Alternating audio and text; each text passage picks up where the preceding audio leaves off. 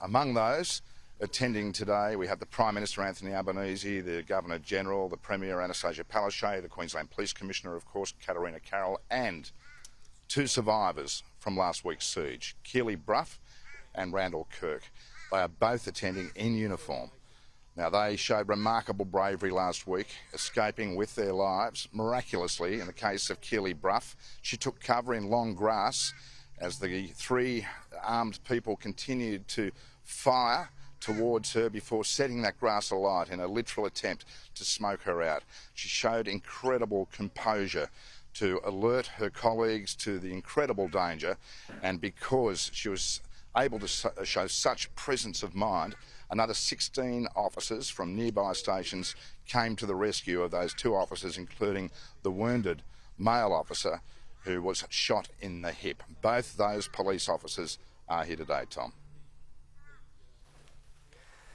It'd be pretty traumatic for them as well. It's a time for the Queensland Police, or all Queensland police officers, I'm sure, will be somewhat on edge. It's always somewhat of a shock to the police force when you have an officer, any officers are killed in duty. I remember actually Damien Leading, the Gold Coast police officer who was killed when an armed robbery happened many years ago, and the sort of shock in the room was palpable. In this case as well, I suppose it's the brutal nature of what happened, this ambush, essentially, and we still don't know all the details of it, of course, and a lot of that will come out, but that's had a particular effect on people, hasn't it?